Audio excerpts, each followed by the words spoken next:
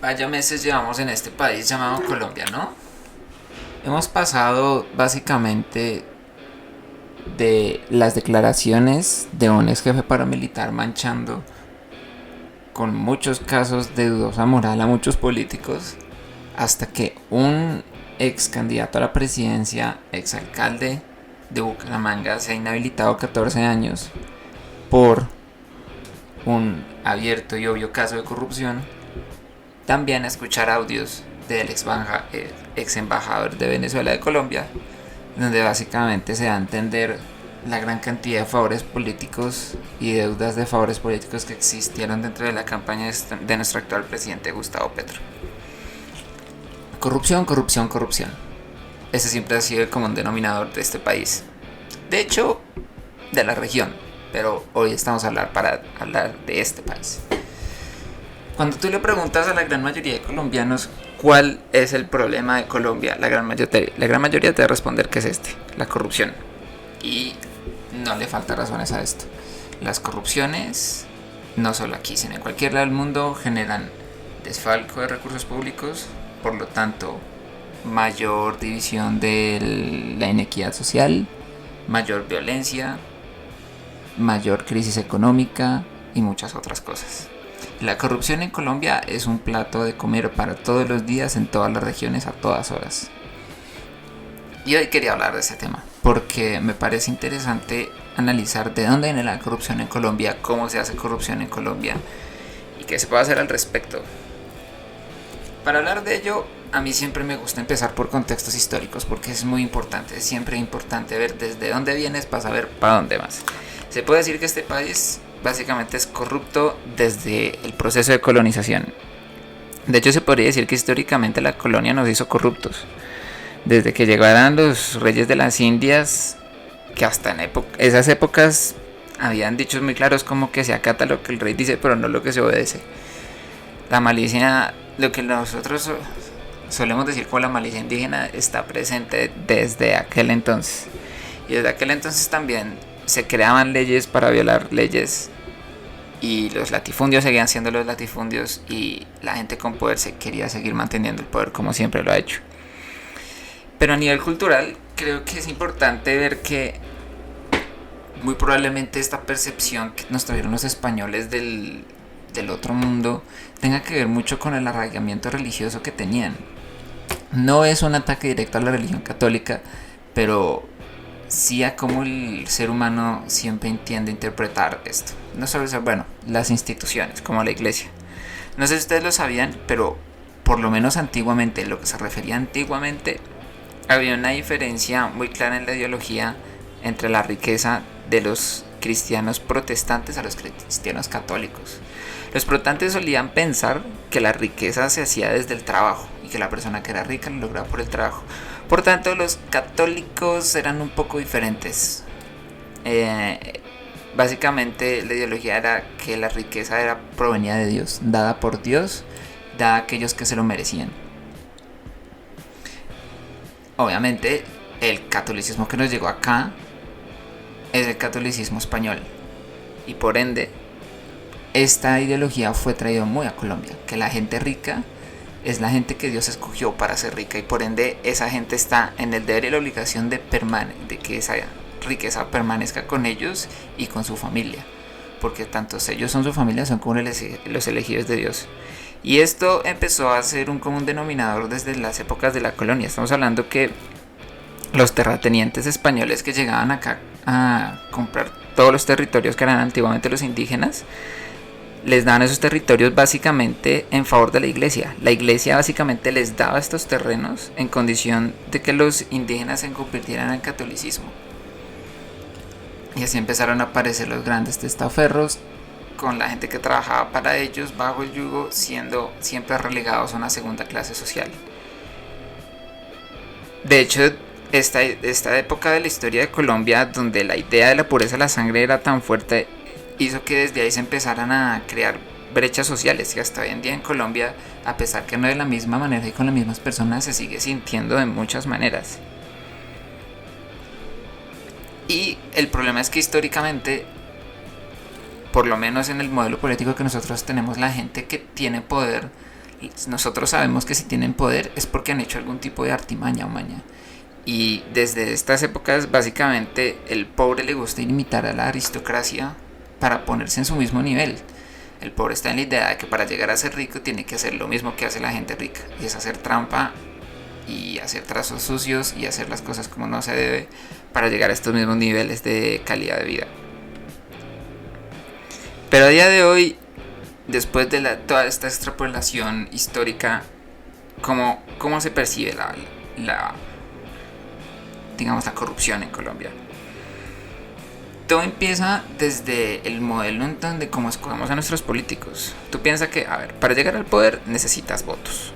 Que se necesita que tengas más votos, que la gente te conozca. Que la gente te conozca significa que tienes que hacer unas campañas enormes y por ende mucha plata. Mucha plata que muchas veces los políticos no logran, digamos, conseguir por solo convencer a la gente de recursos con sus ideas. Que para nadie es un secreto que si tú le vas a dar plata a un político, por lo menos en este país, para financiar su campaña, claramente después la cobra el favor. Y es de hecho lo que estamos viendo en este momento con la campaña, con todo lo que está saliendo de la campaña de Gustavo Petro. Benedetti diciendo que básicamente gracias a él se consiguieron 15 millones para la campaña y básicamente todos los votos de la costa. Y en esos mismos audios intuye que él está diciendo, sin mí ustedes no hubieran podido ganar y yo voy a reclamar mi espacio político. Básicamente de esto es lo que se trata. La dependencia de los candidatos independientes en Colombia no existen. Si una persona llegó al poder es porque necesitó un músculo, ya sea financiero, ya sea de imagen, cualquier cosa. El que llega al poder es porque tuvo que pedir favores y esos favores siempre van a ser cobrados. Y los organismos que controlan este tipo de recursos, este tipo de movimientos en las campañas políticas en Colombia son muy débiles y no alcanzan realmente a cubrir la gran mayoría de casos de corrupción que se alcanzan a ver acá, ¿sí? Los magistrados encargados de escoger a los órganos de control siguen siendo influenciados por la gente que está en el poder y por ende realmente no hay una independencia del poder. Y a esto podemos extrapolarlo a que los contratos generados por el gobierno también tienen la misma lógica, vienen de favores. Podemos, por ejemplo, hablar de el caso de Rodolfo Hernández, que fue inhabilitado por el caso Vitalogic, que para en grandes resumidas se descubrió que él benefició las licitaciones de unos contratos para la recolección de basura de Bucaramanga, beneficiando a empresas donde estaban vinculadas a su hijo.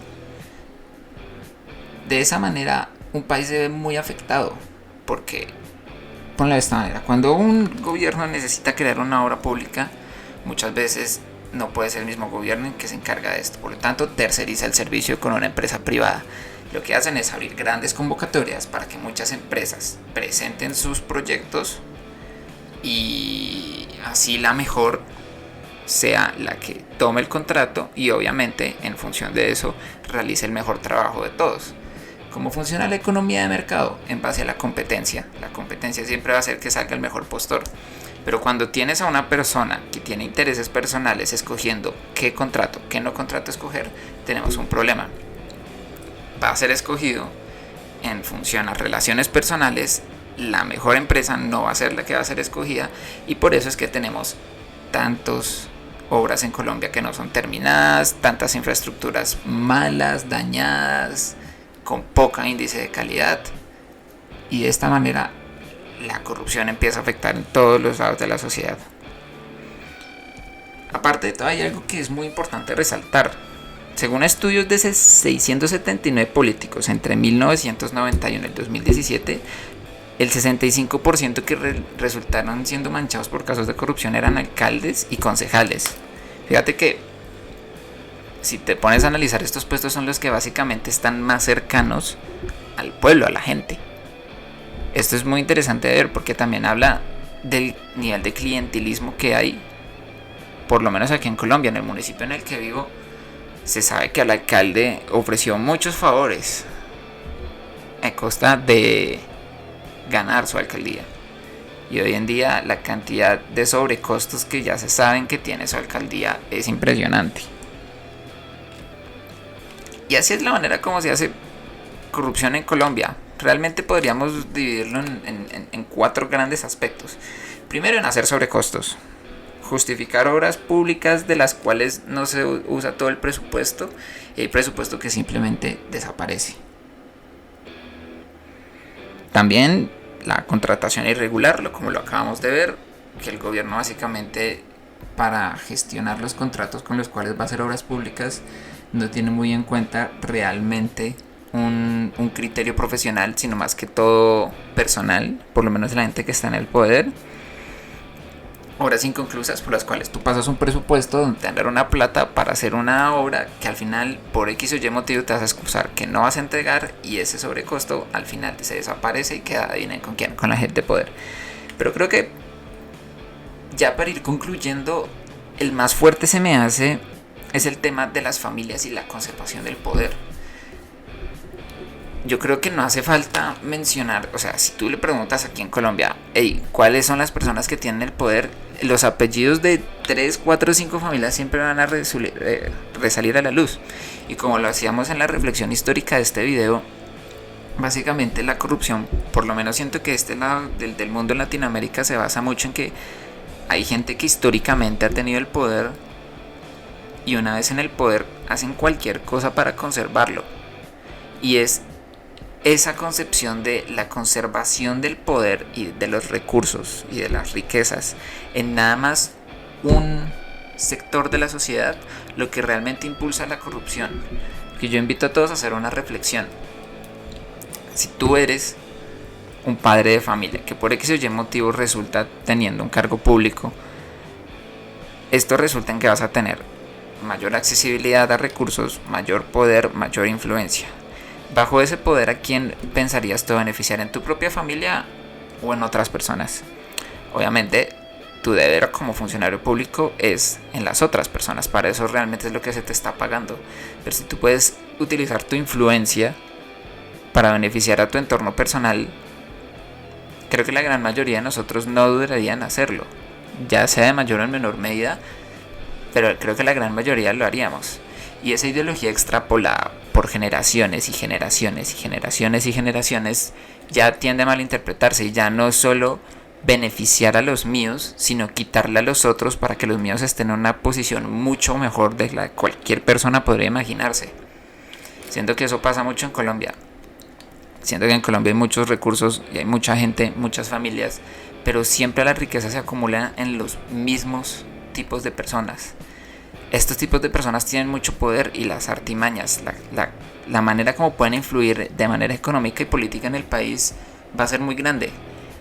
Y todas las acciones que estas personas van a tomar va a ser en función de conservar esa riqueza para ellos, para sus hijos y para los hijos de sus hijos. Siento que es algo que hay que reflexionar porque la brecha social que hay en Colombia siento que cada vez es más grande y es lo que realmente está generando todos los problemas, incluso a nivel social. La crispación social que existe hoy en día es muy grande y creo que está muy claro perfilar a las personas que están en un lado de la balanza y del otro. Y la crispación cada vez es más grande, los conflictos cada vez son más grandes. Y esto siempre indica un colapso social peligroso. Siento que es algo que hay que reflexionar. Bueno, eso es todo por hoy. Muchas gracias por escuchar el video, por apoyar el canal y nos veremos en una siguiente oportunidad. Hasta pronto.